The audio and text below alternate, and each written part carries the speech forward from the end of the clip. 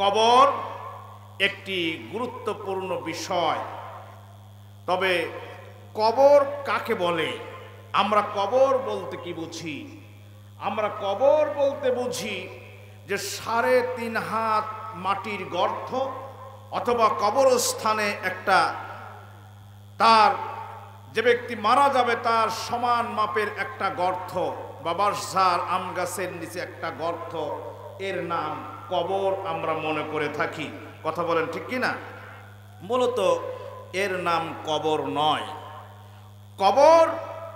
কবর হলো মানুষের হায়াতের জিন্দেগি শেষ হওয়ার পর আবার পুনরুজ্জীবিত হওয়ার আগ পর্যন্ত যে একটি লম্বা সময় একটা জগতে থাকতে হবে, সেটার নাম হলো কবর।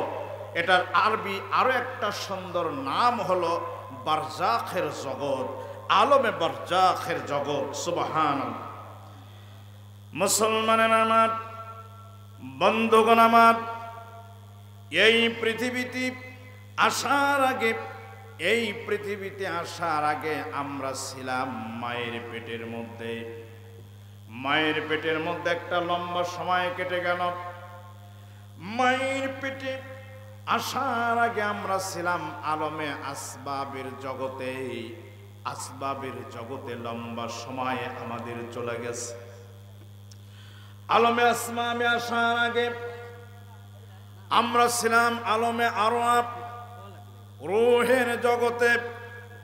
রূহের জগতে আমরা যখন ছিলাম, ওই সময়ে আল্লাহ পাক আমাদের সকল রূহগুলোকে আদম আলাইহিস সালাম থেকে শুরু করে কিয়ামত সংগঠিত হওয়ার আগ পর্যন্ত যেই সন্তানটা পৃথিবীতে আসবে, সকলের রূহগুলো আলমে আরওয়ায় ছিল।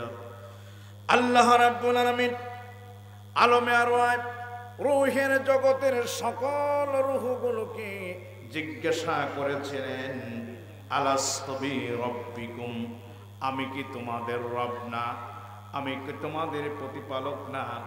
ওই সময় সকল রূহই বলেছিল ক্বালু বালা, অবশ্যই আপনি আমাদের রব। জোরে বলেন আল্লাহু আকবার।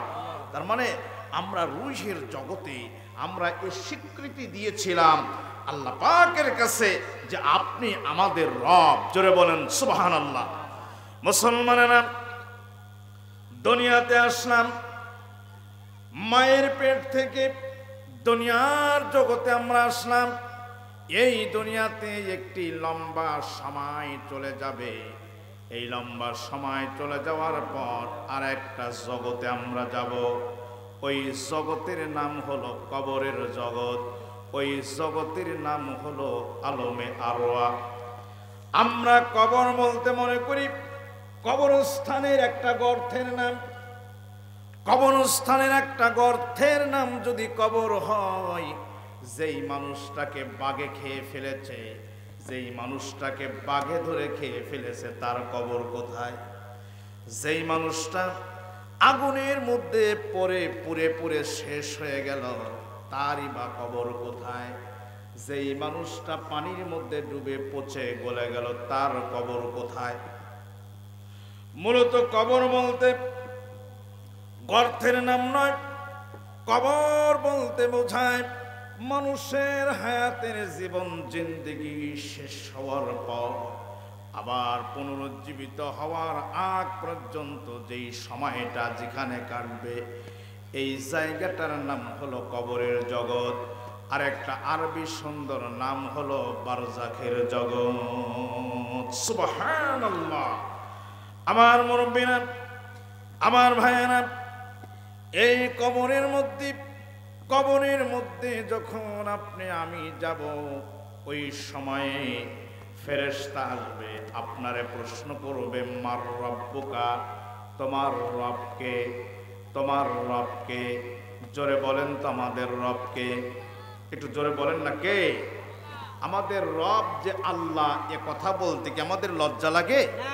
এ কথা বলতে কি আমাদের কোনো কি বলে প্যাস্টিসে কোনো লাগবে? আল্লাহ আমাদের রব। আল্লাহ পাকের কাছে না চাইতেই অসংখ্য অসংখ্য চাহিদা আল্লাহ পাক পূরণ করে দিয়েছেন। জোরে বলেন সুবহানাল্লাহ। আমাদের কি লাগবে এটা আমরা জানি না, আমাদের কোন জিনিসে কল্যাণ এটা আমরা জানি না, আকাশের মালিক স্রষ্টা সেটা খুব ভালো করে জানেন। জোরে বলেন সুবহানাল্লাহ। সেজন্য আল্লাহ আমাদের রব। আল্লাহ আমাদেরকে, জোরে বলেন, আল্লাহ আমার রব, ওই রবি আমার সব, দমে দমে তনু মনে তারি অনুভব। আল্লাহ আমার রব, ওই রবি আমার সব। তোমার দুনিয়াতে আমি যেদিকে তাকাই, অথই নিয়ামতে ডুবে আছি যে সবাই। পক্ষালির গানে শুনি তসবি কল রব, তসবি কল রব। আল্লাহ আমার রব, ওই রবি আমার সব। জোরে বলেন মারহাবা। আমার ভাইয়েরা, আমার বন্ধুরা, আল্লাহ রাব্বুল আলামিন অসংখ্য নিয়ামত আমাদের দান করেছেন। প্রতিদিনের জন্য আল্লাহ পাক 16 কেজি অক্সিজেন আমাদের দেন। জোরে বলেন আল্লাহু আকবার। প্রতিদিন 16 কেজি অক্সিজেন আল্লাহ পাক আমাদের জন্য বাজেট করে দিয়েছেন। এই অক্সিজেনের আমদানি পৃথিবীর কেউ করতে পারে নাই। এই অক্সিজেনের আমদানি পৃথিবীর কেউ করতে পারে নাই। এই অক্সিজেন যিনি আমদানি করেন, যিনি অক্সিজেন দিয়ে আমাদের জীবন বাঁচায় দেয়, তিনি আর কেউ নাই, তিনি হলো সত্তার ধারক, আমাদের রব, আমাদের আল্লাহ। সুবহানাল্লাহ। আমার ভাইয়েরা, 173 টন সূর্যের আলো আল্লাহ পাক প্রতিদিনের জন্য একজন মানুষের জন্য বরাদ্দ করে দিয়েছেন। এই জন্য দিয়েছেন মানুষের যা কিছু প্রয়োজন হবে আমরা জানি না, আল্লাহ পাক সেটা জানে। আল্লাহ রাব্বুল আলামিন বলে, বান্দারে, এমন যদি হয় দুনিয়ার সমস্ত সমুদ্রের পানিগুলো যদি শুকায়া যায়, সমুদ্রের পানি শুকায়া যায়, নদীর পানি শুকায়া যায়, টিউবওয়েলের পানি যদি না ওঠে, সাবমার্সের পানিও যদি না ওঠে, আল্লাহ বলে, বান্দা হতাশ হয়ে যেও না, তোমার বাড়ির ডাব গাছের দিকে তাকায়া দেখো, 10 থেকে 20 হাত ওই ডাব গাছের উপরে, গাছের মাথায় তোমার জন্য